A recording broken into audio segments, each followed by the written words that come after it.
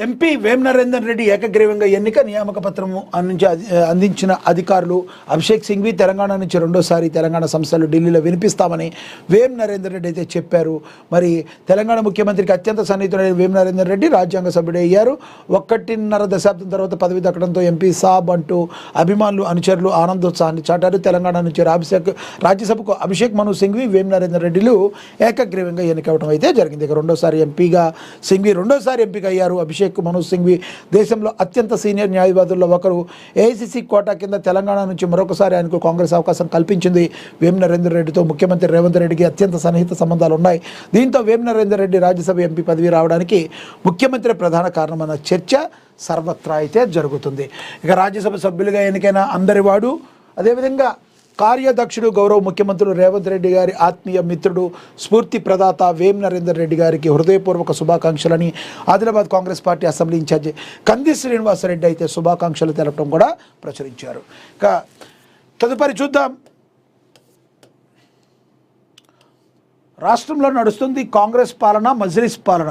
BJP అధ్యక్షుడు రామచంద్రరావు సూటిగా ప్రశ్నించారు. మరి తెలంగాణలో ప్రజాపాలన నడవడం లేదని, రజాకార్ పాలన నడుస్తుందని బీజేపీ రాష్ట్ర అధ్యక్షుడు రామచంద్రరావు ధ్వజమెత్తారు. తెలంగాణ కాంగ్రెస్ ప్రభుత్వం పనితీరు నిర్ణయం తీసుకునే ముందు ఓవైసీని అడిగిన తర్వాతే సీఎం రేవంత్ రెడ్డి తీసుకుంటున్నారని ఆరోపించారు.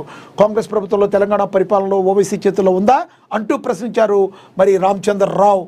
అలాగే ప్రజల కోసం కాదు, ఓవైసీ కోసం ప్రభుత్వం నడుస్తుందని నిలదీశారు. తెలంగాణలో ప్రభుత్వం ఎవరిది, కాంగ్రెస్దా లేక ఓవైసీదా అని ట్వీట్ చేశారు. గాంధీ సరోవర్ పేరుతో రాష్ట్ర ప్రభుత్వం భారీగా గాంధీ విగ్రహాన్ని ఏర్పాటు చేయాలని నిర్ణయించిందని, మూసీ పరివాహక ప్రాంతాల్లోని అనుమతి ఉన్న అపార్ట్మెంట్లు కట్టడాలను కూల్చాలని నిర్ణయం తీసుకోవడం, ఇందుకు ఓవైసీ తమకు సమ్మతమైతేనే మరి చెప్పడం తదితర పరిణామాల నేపథ్యంలో రాజేంద్రరావు తీవ్ర ఆగ్రహం వ్యక్తం చేశారు. బీజేపీ నాయకులందరూ కూడా మనకు తెలుసు. మరి బండి సంజయ్ కూడా తీవ్రమైన వ్యాఖ్యలు చేస్తున్నారు. ఏదైతే మరి చెరువుల్లో కుంటల్లో ఉన్న మరి ఓవైసీకి సంబంధించిన స్కూళ్ళను కూడా మీరు ఎందుకు కూలగొట్టలేదు, సామాన్య ప్రజలందరిది ఎందుకు కూలగొడుతున్నారని చెప్పు మరి బీజేపీ నేతలు అయితే ప్రశ్నిస్తున్నారు. దీనికి సంబంధించి మరి ప్రభుత్వం ఏం సమాధానం చెప్పుద్దో మనం కూడా వేచి చూడాలి. ఏపీ కాంగ్రెస్లో విషాదం. కేంద్ర మాజీ మంత్రి కావూరి సాంబశివరావు కన్నుమూత మనందరికీ తెలుసు. కావూరి సాంబశివరావు చాలా సీనియర్ నేత. కాంగ్రెస్కి మరి ఒక ఒబీడియంట్గా ఉండే నేతగా పేరు తెచ్చుకున్నారు కావూరి సాంబశివరావు. కృష్ణా జిల్లాలో తనకంటూ ఒక మంచి పేరుంది. కేంద్ర మంత్రి కావూరి సాంబశివరావు మరణించారు. హైదరాబాద్లోని ప్రైవేట్ ఆసుపత్రిలో చికిత్స పొందుతూ పరిస్థితి విషమించడంతో మృతి చెందారు. కాంగ్రెస్ నుంచి 5 సార్లు లోక్సభకు ఎన్నికయ్యారు సాంబశివరావు. 2013లో కేంద్ర మంత్రిగా పనిచేశారు. ఆయన స్వస్థలం కృష్ణా జిల్లా పెదపారుపూడి మండలం. చెప్పాను కదా, కృష్ణా జిల్లాలో చాలా మంచి పేరుంది. దోసపాడు గ్రామం అయింది. ఆయన మృతితో రాజకీయ వర్గాల్లో తీవ్ర విషాదం నెలకొంది. కుటుంబ సభ్యులు, అభిమానులు, నాయకులు ఆయనకు ఘనమైన నివాళులు అర్పించారు. కాంగ్రెస్ నేతల్లో చాలా ఒబీడియంట్ నేతగా పేరు తెచ్చుకున్న వ్యక్తి కావూరి సాంబశివరావు. అనేక ట్రస్టులు కూడా ఉన్నాయని కృష్ణా జిల్లా వ్యాప్తంగా, మరి పశ్చిమ గోదావరి జిల్లాలో కూడా మరి కావూరి సాంబశివరావు చారిటబుల్ ట్రస్ట్ను నెలకొల్పి ఎంతోమంది మహిళలకు కూడా ఆయన చేయూతనివ్వడం జరిగింది. అదేవిధంగా మరి ఎంతోమంది డ్రైవింగ్ నేర్చుకునే వాళ్ళందరికీ కూడా ఆయన కావూరి సాంబశివరావు చారిటబుల్ ట్రస్ట్లో ఎంతోమంది డ్రైవింగ్ నేర్చుకుని ఈరోజు తమ కుటుంబాలను పోషించుకుంటున్నారు అంటే మరి కావూరి సాంబశివరావు మరి ప్రజలకు మేలు చేసిన తీరును మనందరం కూడా మరి గమనించాలి. మరి కావూరి సాంబశివరావు మృతి పట్ల మరి ప్రగాఢ సానుభూతిని మన ఛానల్ నుంచి, మన దినపత్రిక నుంచి కూడా తెలియజేయడం అయితే జరుగుతుంది. అదేవిధంగా బొగ్గు సమీకరణకు ఎన్టీపీసీకి తగ్గిన స్వేచ్ఛ ఇవ్వండి అని చెప్పి విద్యుత్ కొనుగోలు ఒప్పందం చేసుకోండి సీఎం రేవంత్ రెడ్డికి కేంద్ర మంత్రి కిషన్ రెడ్డి లేఖ రాశారు. ముఖ్యమంత్రి రేవంత్ రెడ్డికి కేంద్ర మంత్రి కిషన్ రెడ్డి లేఖ రాశారు. రామగుండంలోని ఎన్టీపీసీ ఏర్పాటు చేసిన థర్మల్ పవర్ ప్రాజెక్టులో తెలంగాణ ప్రభుత్వం విద్యుత్ కొనుగోలు ఒప్పందం పీపీఏ చేసుకోవాలని కోరారు. ప్రాజెక్టుకు అవసరమైన బొగ్గును సమీకరించుకునేందుకు ఎన్టీపీసీకి తగిన స్వేచ్ఛ ఇవ్వాలని విజ్ఞప్తి చేశారు. ఎన్టీపీసీ రామగుండం ప్రాజెక్టుపై కీలక సూచనలు చేశారు.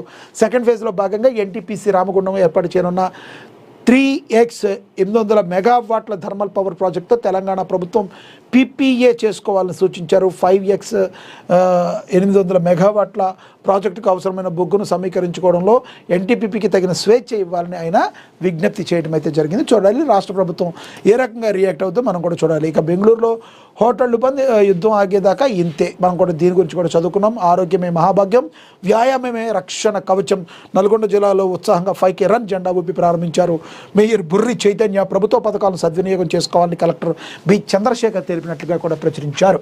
ఇక ప్రజా సమస్యల పరిష్కారంలో నిర్లక్ష్యం వద్దని 30 రోజులకు మించి ఫిర్యాదులు పెండింగ్లో ఉండకూడదని ఈ ఆఫీస్ ద్వారానే ఫైళ్ల నిర్వహణ అని చెప్పి నల్గొండ జిల్లా కలెక్టర్ బి చంద్రశేఖర్ తెలిపారని కూడా ప్రచురించడం జరిగింది.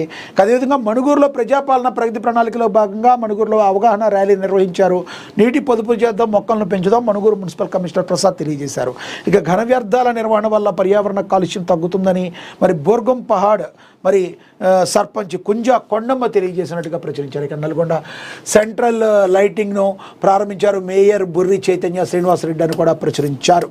ఇక అదేవిధంగా కోవూరు ఎమ్మెల్యే వేమిరెడ్డి ప్రశాంత్ రెడ్డి, కడప ఎమ్మెల్యే రెడ్డప్ప గారి మాధవిరెడ్డి, యశస్విని రెడ్డి సూపర్ రిచ్ మహిళా ఎమ్మెల్యేలు అని చెప్పి దేశంలో 14 మంది మహిళా ప్రజాప్రతినిధులు బిలియనీర్లు అత్యంత పన్నుల జాబితాలో తొలి 3 స్థానాల్లో ఏపీ ఎమ్మెల్యేలు 716 కోట్ల ఆస్తులతో కోవూరు ఎమ్మెల్యే ప్రశాంత్ రెడ్డి దేశంలో నెంబర్ 1. నెంబర్ 2గా కడప ఎమ్మెల్యే రెడ్డప్ప గారి మాధవిరెడ్డి 388 కోట్లు. తెలంగాణ నుంచి యశస్విని పద్మావతి ఉత్తమ్ టాప్లో ఉన్నారని మరి ఎవరైతే మహిళామూర్తులు ఎవరైతే ఉన్నారో వీళ్ళందరూ కూడా డబ్బులో రాజకీయంగా పరంగా కూడా అన్నింటి ముందున్నారని చెప్పి మరి రాయటం అయితే జరిగింది.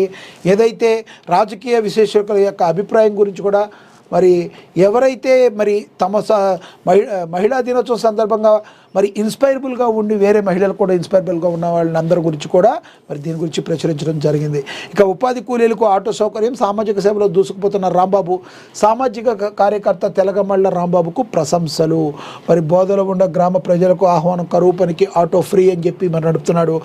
ఎర్రటి ఎండలో కిలోమీటర్ల దూరం పనికి వెళ్లాల్సి వస్తుంది. మధ్యాహ్నం ఇంటికి వచ్చే సమయంలో భగభగమండే ఎండను తట్టుకోలేక ఉపాధి కూలీలు అవస్థపడుతున్నారు. వారి బాధలను గుర్తించిన సామాజిక కార్యకర్త మరి కూలీలకు అండగా నిలిచాడు. వివరాలు ఇలా ఉన్నాయి. ఖమ్మం జిల్లా నేలకొండపల్లి మండలంలోని బోతుల బండలో ఉపాధి హామీ పథకం పనులు కూలీలు దాదాపు 2.5 కిలోమీటర్ల దూరం వరకు వెళ్లాల్సి వస్తుంది. ప్రతిరోజు ఎండకు తీవ్ర అవస్థలు పడుతున్నారు. గమనించిన స్థానిక సామాజిక కార్యకర్త తెలగమళ్ళ రాంబాబు ఉపాధి కూలీలకు ఆటో సౌకర్యం కల్పించాలని నిర్ణయించుకున్నాడు. అంతే గ్రామానికి చెందిన ఆటోలను కూలీలను పనికి వద్దకు తీసుకువెళ్లి పని తర్వాత ఇంటికి తీసుకురావడం కోసం ప్రత్యేకంగా ఆటో సౌకర్యం కల్పించారు. ప్రతి ఆటోకు 200 చొప్పున చెల్లిస్తున్నాడు. సోమవారం 6 ఆటోలను ఏర్పాటు చేసి 60 మంది కూలీలను ఆటోల ద్వారా తరలించాడు. ఉపాధి కూలీలకు ఆటో సౌకర్యం కల్పించిన సామాజిక కార్యకర్తను మరి గ్రామస్తులందరూ అభినందిస్తున్నారు.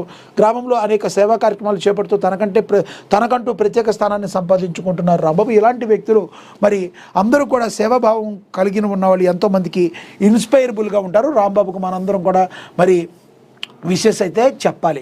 ఇక బెల్ట్ కన్వేయర్ ప్రాజెక్టు పనులపై సమీక్ష, నాణ్యత ప్రమాణాలతో గడువులో పూర్తి చేయాలని సింగరేణి డైరెక్టర్ మణుగూరులో తిరుమలరావు తెలిపారని కూడా ప్రచురించారు. ఇక అదేవిధంగా తాగునీటి సమస్య రాకుండా కలిసికట్టుగా కృషి చేద్దామని మరి కరీంనగర్ నెంబర్ 1గా నిలవాలని రాష్ట్ర రవాణా బీసీ సంక్షేమ శాఖ మంత్రి పొన్నం ప్రభాకర్ పిలుపునిచ్చినట్టుగా కూడా ప్రచురించారు. ఇక అదేవిధంగా కంది శ్రీనివాసరెడ్డి పరామర్శలు, బాధలో దుఃఖంలో ఉన్నవారి పరామర్శించి కొండంతో భరోసాను అందిస్తారు. Adilabad assembly incharge Kandi Srinivasa Reddy Talamadugu